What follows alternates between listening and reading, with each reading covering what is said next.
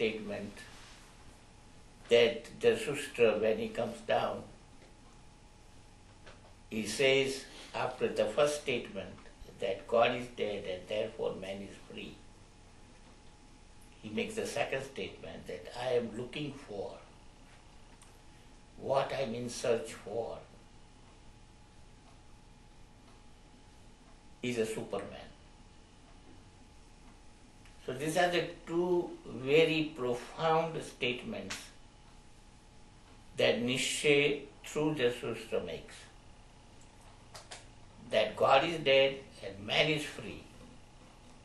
And what my whole attempt, my whole sandesh, my whole, telling of the people what I want to tell is that I want to create the Superman.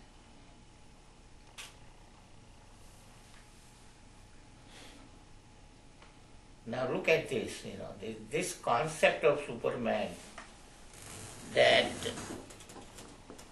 Nietzsche is talking about through Jarthushtra is clearly, absolutely misunderstood by the West.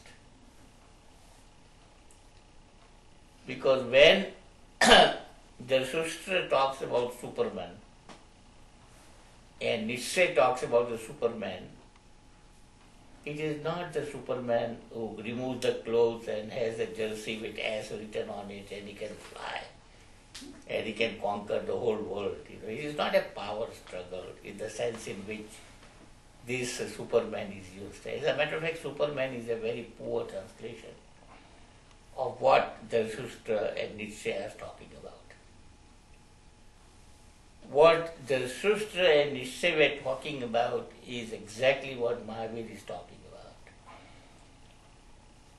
What Jarthushtra and Nietzsche are talking about is what exactly Buddha was talking about. And what were Mahavir and Buddha talking about? They were talking about the reaching the full potential of the human being. They were all talking about the fact that each one of us has that possibility. That is what Buddha said, that you are all bodhisattvas. In a sense, you are all Buddhas.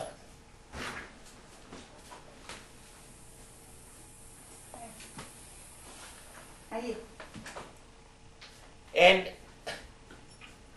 what Mahavir was talking about is the same thing.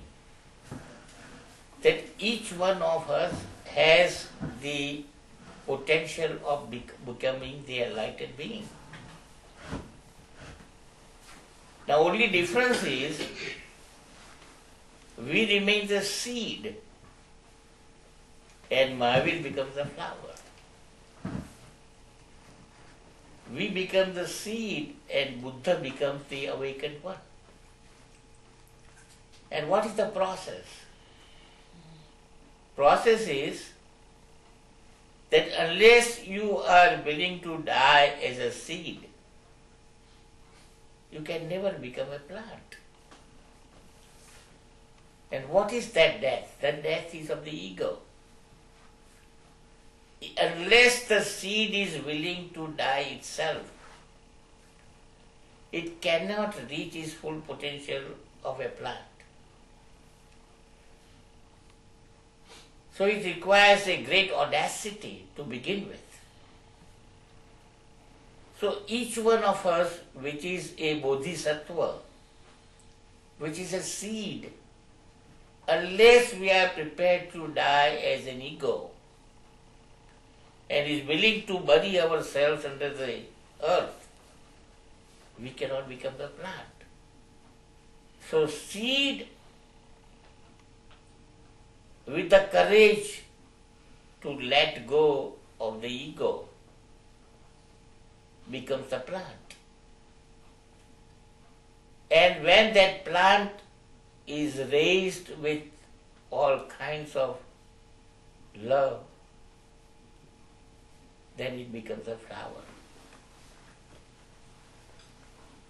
And the flower when it reaches to its full potential,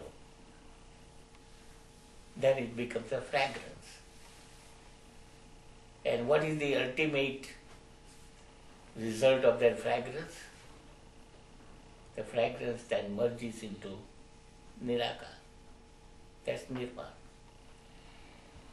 So both Buddha and Mahavir have this concept of each one of us which is in a seed Buddha have to go through this transformation process to realizing its full potential. So the Superman that Jarthushtra talked about was in this sense of realizing your full potential. So the real translation of that Superman, unfortunately, that is used by Nietzsche, should have been Paramano, or ideal man, or a new man, or one who has fully realized himself. In that sense, Nietzsche and Jarthushtra are using this concept of a Superman. But see how it is misinterpreted in the West. Hitler got an idea from this Superman that I want to create a race, a superior race, an Aryan race. And therefore, whoever I would say is not superior race, I will destroy them. So very great misinterpretation of Nietzsche and Jarthushtra, the characters that he created, was this misinterpretation of the idea of Superman, as a result of which we have 6 million deaths. It's tragedy. It's a great tragedy of the Western thought that they would misinterpret the concept of Superman. I don't think the Nietzsche or the Jarthushtra meant Superman in that sense. They were taking the democratic idea of God. Now, why would I call it a democratic idea? Because I would say that the Eastern idea of God is not the one who is above there, not the one that descends, what we call avatar. Not the idea that one who is there, who is recording, in his chopada, all your karmas and then, punishes you when you die. This idea is so childish to Eastern thought. He is not a creator. He is not somebody out there. God is not a person. Mahavir and Buddha and our Eastern thought says that which is creator and the creation, they are one. There is no separation. He is not out there watching you, punishing you. Such a childish thought to Eastern view. Eastern view is that each one of you has a possibility to become a Bhagwan. And what is Bhagwan? Mahavir defines it beautifully. Bhagwan is one who has achieved Bhagavatta. When you receive your full potential, if you become a full blossomed flower and you can give fragrance unconditionally, does flower think that I will give fragrance to a good person? I will not give my fragrance to a sinner. Does the flower care whether you come near flower and smell it? It is the quality, it is their quality to give fragrance. They cannot do anything otherwise. Correct. Yeah. So whether it is Buddha's, compassion, or Christ's love, or Mahavir's ahimsa, no matter what name you give, it doesn't matter. When they reach their full potential, this becomes their qualities. They cannot do anything else. You come near them, you don't come near them. You praise them, you don't praise them. You do whatever you want to. Nothing else will flow from these people but love. And no matter, these are become their qualities. So in that sense, they are very democratic. They don't believe in one creator. They say each one of you is potential. You have the potential to become a Bhagwan. So in that sense, Jarthushtra is using the concept of Superman, or concept of Paramana, or concept of new man, Homo novus, as they call it. And this concept of Homo novus is not new to Jarthushtra. Mahavir has talked about it, Buddha has talked about it. Krishna has talked about it. Everybody else has talked about it. But there's a vast difference when Hitler talks about a Superman. This idea of a power along with the super, most powerful person. That's not the concept or the Eastern view of a Superman. Look at Marx. Marx talked about the new man. Marx defines a new man as what? One who gives maximum to his ability and takes the minimum that he needs from the community. And look at what that concept has led. Because that concept was totally unassociated with the spiritual aspect of it. Marx never believed that there was something like spirit.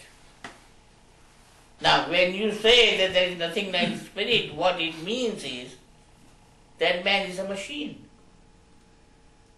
If man has no soul, then man is a machine. And what, if you disentangle the machine, you can kill the machine if it comes in your way. So how many millions were killed under this guise of a Superman? So what I am saying is that Nietzsche never believed that. Nietzsche had no concept of this power-hungry aspect of the definition of Superman, because of which, see how much terrible sacrifices and death has occurred, both under the name of Hitler's concept of Superman, of the Aryan race, and Marx's idea of this new kind of a man that he wanted to create, and how many millions of deaths have occurred. So Nietzsche, the giant thinker, and his interpretation of this Jarthushtra, and the misinterpretation of the West of this idea of Superman has done so much irreparable damage in my judgment, but that was a misinterpretation. I don't think that Nietzsche ever believed that. I don't think Jarthushtra ever believed that. Even the fictional character that is created, it has to be interpreted in the right way. And that's the tragedy. That's the tragedy. Tragedy is that Western thinking never goes before the intellect. what fascinates me about when I read Thus Spoke Zarathustra by Nietzsche is absolutely miraculous to me that a Western thinker based purely upon the intellect, a Western thinker which never has gone beyond mind, a Western thinker who never has any notion of a no mind, a Western thinker, no matter how brilliant, and I told you how brilliant he was, a Western thinker who has never meditated, a Western thinker who never understands this aspect of going beyond the mind, a Western thinker who can never understand Kabir when he says, I have reached the Amani Avastha. Amani Avastha, a state of no mind. Can even intellectually coming so close to what these realized Eastern thinkers or realized souls of Eastern stars have seen and perceived what we call darshan. He comes very close to it, but he never reaches there. That's the tragedy. The greatest tragedy I find of the Western thought is this tragedy that Nietzsche, such a brilliant guy, perhaps the most brilliant, perhaps the genius after Einstein in the Western thought. If you look at his life, he has contributed immensely to the Western culture, immensely. But look at his life, he has no friends. His whole life was a mess. His personal life was a complete mess. He suffered from all kinds of diseases, sexual diseases. When he died, only person to take care of him is sister. He sacrificed his sister. His sister sacrificed a lot to take care of him in his last days. So such a great giant thinker who writes this beautiful masterpiece about an Eastern thinker like Jarthushtra, and writes such beautiful poetry in prose, describes Jarthushtra's thoughts so beautifully without realizing it. It's a very tragic life. So that's the difference. That's the difference. Even if you intellectually come so close to truth,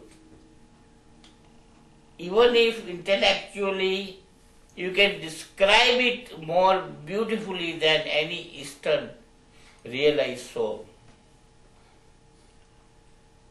it may be 100 times superior in terms of intellectual representation of it, unless you experience it, unless you have a darshan, unless you have that realization, it is of no value. It has absolutely no value. So if you look to Zarathustra's life, that he writes all about, if you take Buddha's life, if you take Mahavir's life, if you take Krishna's life, the difference is so great. Because these people, after they realized at a very early age, they lived like you and I for 40 years, 45 years, as ordinary human beings. And that life is totally different, totally qualitatively different. Nothing affects them. They overcome death. They are always in ecstasy. Their life is, and apart from, forget about this idea of God and heaven and hell and what happens after death. I mean, you look at their life they lived 40, 45 years after their realization. It is so materially, qualitatively different than what you and I. That aspect, if one can achieve that, and they all say that it is not our monopoly, this truth is not our monopoly. Look at Kabir. A guy who doesn't know how to read and write. बिल्कुल अनपढ़, बिल्कुल गंवार. And he finds truth. If he can experience it, why can't I? Why can't you? You are all bodhisattvas. So it is the most hopeful of all messages that all of us have the potential of becoming the awakened one. And that to me is the greatest tragedy of Nietzsche and the Western thinker, that although he is intellectually so brilliant, he himself dies a poor, rotten man. I wish, he was exposed to one of these Eastern gurus. He was very close to, and he died without enlightenment. It is the greatest tragedy in my judgment.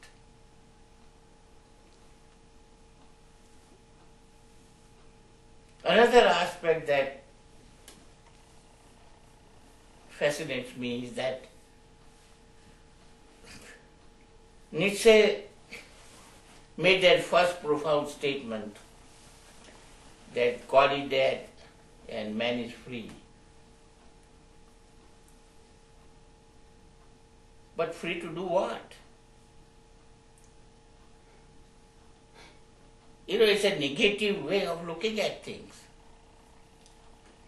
Fine, I agree with him that God is a creator, there is no need for it.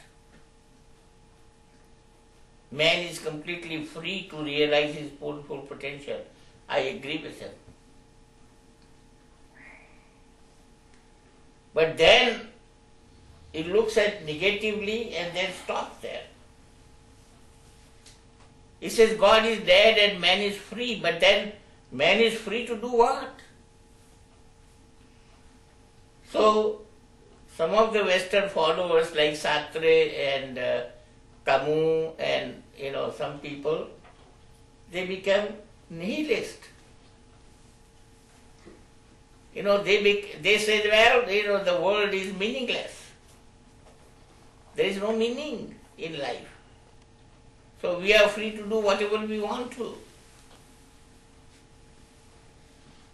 And don't think that this thought was confined to Western thought. Our Bruhaspati and Charvak said the same thing. What did Charvak say? Rodam krutva gutam pibe. It doesn't make any difference, There is no God. So you are free to do whatever you want to. So this freedom became a license. That's not freedom that Mahavir is talking about. That's not freedom that Buddha is talking about. That's not freedom that Krishna is talking about. The freedom that Krishna, Buddha, Mahavir are talking about are materially distinct and different from what Nietzsche is saying, or any Western thinker is saying. Free to do what? Free not to lead to nihilism, free not to lead to this meaninglessness, free to search who you are. And once you find out who you are, then you are free from lot of things. You are free from all your conditionings. You are free from all your repressions and suppressions. You are free from all limitations which are self-imposed. You are unlimited in nature. You are a king. You have treasures within you. And you are living like a beggar. You are immortal in nature and you are always afraid of death. The freedom that the Eastern thinkers are talking about is this unlimited, eternal, undying nature of yourself. That is, vastly different, qualitatively different than what Nietzsche and his created character Jarthushtra are talking about.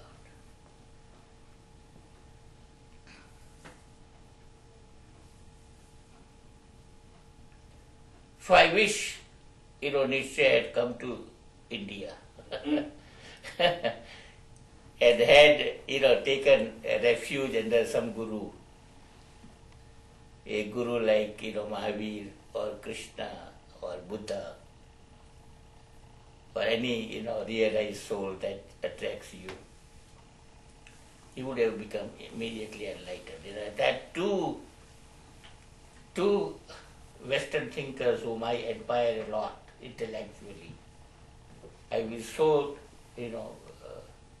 so tragic that they missed the boat, and those two are Nietzsche and Khalil Gibran. Both come very close. Right. Both come very close to expressing truth intellectually. But that is colonial period, right? I mean, it's Victorian times, right? So at that time, the image of India was not high. Stuart Mills and everybody else were putting down India, right? Yeah. So but, I think maybe that's why he didn't find it worthwhile. But I always felt, and I didn't mean to interrupt. But no, that's all right. I always felt it almost sounded like he's borrowing from the East. Oh, absolutely. No question about that. Right? No question about it. So he looks... The idea that he thought about writing about Jarthushtra at 12 right. is just mind-boggling, Yeah, but he must have gotten exposed. I mean, that's mystery, right? Yeah, that's the mystery. Right. That's the mystery. So but I believe, there's no historical proof. But I believe that he must have, what he has written leads me to believe. Right. That he must have read Mahavir, right. He must have understood Buddha, right. He must have understood Krishna. That's why I'm coming to that Krishna now. Right. Okay? But center of civilization was at that time India. Go from Turkey to Persia to India. Correct. I mean, this is where everything was happening. Iraq, Persia, and India. Yeah, Takshashila and Nalanda were Harvard, Yale, and IIT. So he does not attribute ever to East, Nietzsche? Well, he has to, because he chose Jarthushtra itself. No, but he doesn't talk about Hindu philosophy. He doesn't talk about Vedanta. He doesn't talk about... No, he doesn't mention that. Right. He doesn't mention that. Whereas Goethe, and I don't know what the years are, he clearly says, Correct. I learned everything from the East. Yeah. Right. I don't think